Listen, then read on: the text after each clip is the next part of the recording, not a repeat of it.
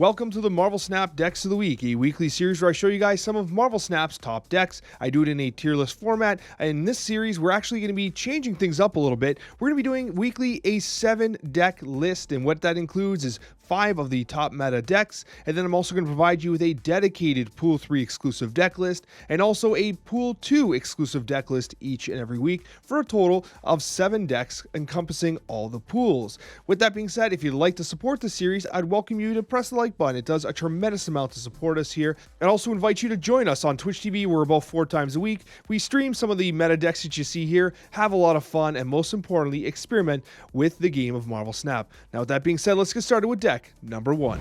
Without question, the top deck of this week and the best deck in Marvel Snap right now is Lockjaw Thanos. Now, with Thanos, the key thing here is that as a 6/11, it's now Shang-Chi-able, so one could debate whether or not it was a true buff.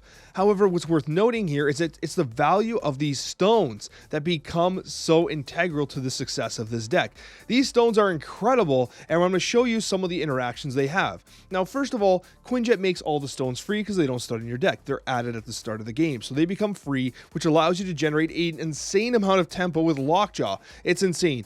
Quinjet Lockjaw in your hand with stones is basically an immediate snap condition. You basically pull nothing but massive cards. Now, there's one thing worth noting here. In the event you don't get the perfect draw, if you don't have stones in your hand, for instance, you're probably going to have to retreat, but you do have the Sunspot and the She-Hulk to generate some value. And the key thing about She-Hulk and Sunspot, the reason why they're so valuable in this list, is because when you're playing free stones from Quinjet, these stones, you're playing them, you're drawing cards, but there's often times where you're not using all your mana. All your energy kind of just sits there. You might, turn 4, you might not even use all your mana. So having that mana do something going into the Sunspot and She-Hulk is valuable, right? So that's why those 2 cards are so valuable. Now, the other thing to say here is we do have Valkyrie. Valkyrie is an amazing card currently in Series 4 that works wonders in this deck for one simple reason.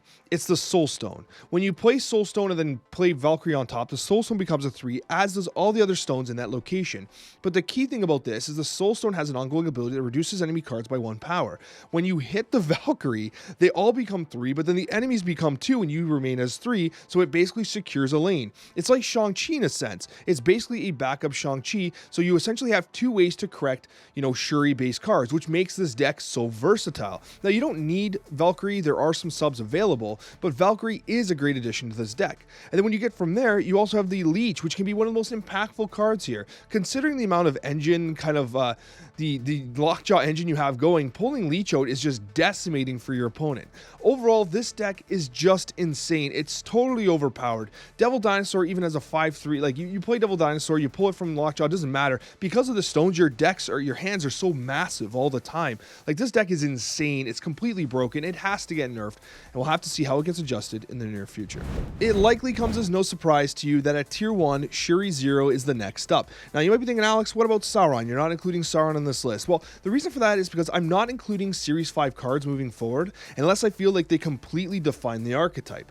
In this case, it's Shuri that defines this archetype, not Sauron. Sauron's a completely different list. It's also good, but it's not nearly as meta as Shuri is right now. So that's my decision to have Shuri as tier 1 and not the Sauron list, because no one really has Sauron, and if you do, then you have the list and you know what you're doing, right? But regardless, I do think that Shuri 0 is a really interesting spot. Now, you're seeing a lot of Titania being played lately because you have the 0 Titania play, and if you don't have 0 Titania, you have 0 Lizard. If you don't have 0 Lizard, you have 0 Maximus. So there's a lot of different opportunities to really utilize this power. Shuri into Vision is a great option. A 5/14 that you can move around is great. Arrow is extremely disruptive, but naturally what you're usually after is you're after the Red Skull Shuri, which basically makes so it's a 30, you can Arnhem Zola it, or you can Taskmaster it. Now, the key thing about Taskmaster, which makes it a little better than Zola at times, is that you can Taskmaster, and you can also play Titania on turn 6. That's 6 energy. So that is another use for Titania, and one of the reasons why it's so viable in this particular list. Regardless, Shuri is amazing. If you're trying to counter Shuri, it's funny, but it's Arrow that does it. You can basically arrow the Shuri unit, and then what you can do is Shang-Chi it, and that gives you an ability to kind of counter the Shuri play. Arrow is the key counter to Shuri, and if you use Arrow correctly, Shuri should not necessarily be a problem, but hitting the retreat button is also a very good counter if you know you don't have an answer. Coming in at tier 2 is the Sandman ramp list. Now, this particular deck list is really good. I love it. I can see this dropping to tier 3 next week if Thanos starts to get adjusted or if Thanos loses his popularity, because basically what you're trying to do here is you're trying to tempo out the Sandman on turn 4, utilizing either Electro or Wave. That really restricts the Thanos play, and it's really that popular right now. Like, we're literally talking about countering Thanos. And the interesting thing about this is also counters Deathwave, but most importantly, it's like good to identify when your retreat situation is. Like, if you're against a Thanos-based list, which is easy, you just click on the number of cards in their deck, and you realize that they have Quinjet on board, and on turn 3 they play Lockjaw. It's time to retreat, because if Quinjet's out, you won't be able to play Sandman on 3, and with Quinjet out, they play the Lockjaw, and they put all their stones into the Lockjaw on turn 3, because they're free, right? So you're in a situation where you got to retreat in those situations. However, if they don't have Quinjet out, the turn 4 Sandman can be very oppressive to their list, and so it can work really well. They only get one turn to generate as much momentum as they can. The other thing worth considering here is you have the Ebony Maw, which is immense value. You can access the locations with the Doctor Doom and Odin combination. This is classic stuff. Scarlet Witch allows you to pull the Electro and Wave early on. Captain Marvel is great with Sandman because it allows you the maneuverability to move flexibly into locations that'll win you the game, which is difficult for your opponents. And Scarlet Witch is the switch in here. It used to be Lizard, but with the prevalence of Thanos, Lizard has a very reduced capability. So basically, Scarlet Witch is ideal here because it allows you to have some location correction, which this particular list lacks, while it's not as easy to counter as Lizard. With that being said, I do think that this Sandman ramp list is very good, and we'll talk about it more a little later. Coming in at tier 3 is Deathwave. Now, this particular list, you might think, Alex, tier 3, really, Deathwave? It gets countered by Sandman. Yes, it does. But you know what it also counters? It counters the Thanos-based list. So it's one of the key workarounds against Thanos' list, because if you're against Thanos, well, you've got Killmonger, and Killmonger loves eating stones. And the nice thing about that is those stones make free deaths, and that's just great as well. Moreover, you do have the Hood, which provides you with a ton of value with the Demon. You have Squirrel Girl to make sure you get that Death Wave out in the event you're not against the Thanos list, which is not all that common right now.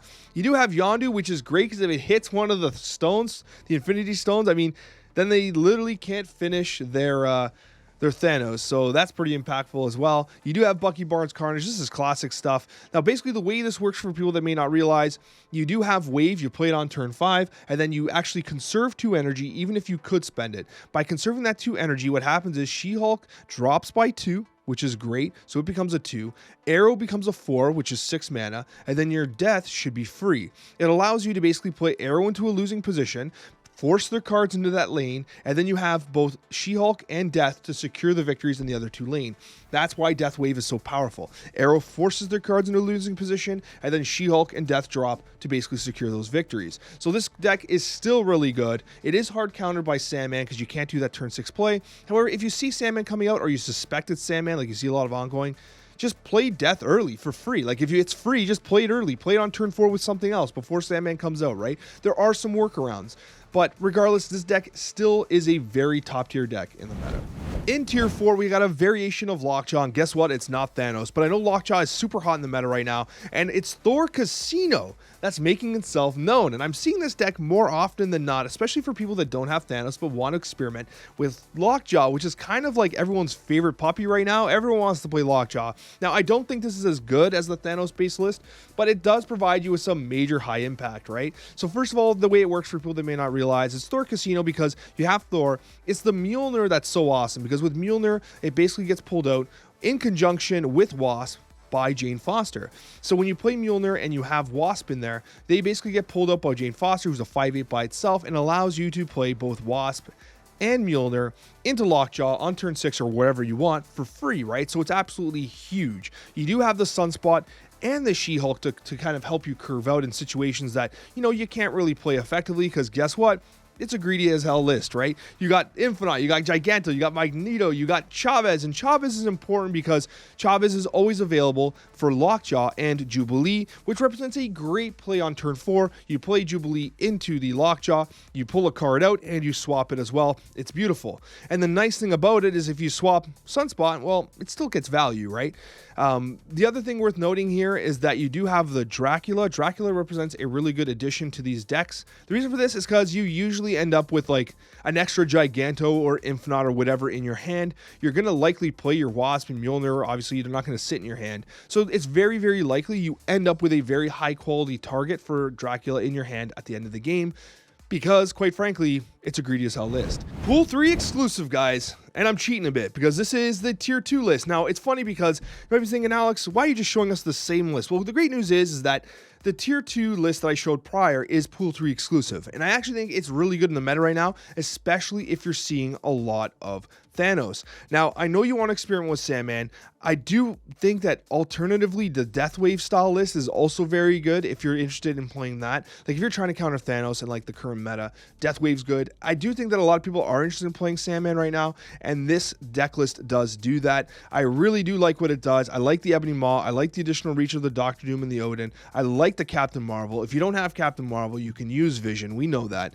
But it's the Sandman most people are after right now, and I think it does a really good job of kind of like securing those positions. Now, what's interesting is that you have the Electro. If you don't have Wave, an interesting Pool 2 replacement is going to be Jubilee. However, I do think this deck list is kind of interesting for Pool 3 right now. It's tier 2 on the prior deck list here, and I do think that, like, honestly, it's worth playing. And again, if you don't want to play this particular deck list at Pool 3 exclusive, Deathwave does provide a good option as well. Although, ironically, Deathwave gets destroyed by this deck list, right? So the meta's in an interesting spot right now, right? So if you're Pool 3 exclusive, I would recommend this deck list here. If you're in Pool 2, I got good news for you. A great Pool 1 card just got buffed. Namor is now a 4/6, and that's key because that kind of brings back an old school archetype of ongoing. Now, you can go really hard into ongoing, especially as you unlock like Goose in Pool 3 and Mystique in Pool 3, but let's assume you have no Pool 3 cards and you've got a Pool 2 exclusive deck list. Now, I do like this because first of all, Sunspot's just good, right? You do have Armor, who's an ongoing, protects the Sunspot in the Ant-Man location. Iceman is just good in Pool 2, so we have a couple cards that aren't necessarily ongoing cards. However, what I will tell you is that Colossus, Lizard, Mr. Fantastic, Cosmo, and of course Namor, who's by himself, is an ongoing. Namor is going to be huge. It's going to be a huge card. It's going to be a 4/11. It becomes, honestly, it can become a 4/17 if you play it with Claw. It gets hit by the 2 of Spectrum, right? Wong's another great option in this list as well. But ultimately, you also have Blue Marvel that buffs it up too. Namor is actually capable of solo winning a lane. So if you're looking to experiment in Pool 2 right now, this Pool 2 exclusive ongoing list might be a really fun distraction from the general like top tier meta, whatever, right? This is pretty cool, and you get to use one of the buffed cards in Namor, and actually very recently, Claw was buffed too, so you're using a couple buffed cards to really make this deck list work. Anyways, guys, I got another video for you down below if you're interested in seeing more Marvel Snap content. Thank you so much for all your support, for hitting the like button, for subscribing, and for all that you do to make this channel what it is. We'll see you guys in the next Marvel Snap video.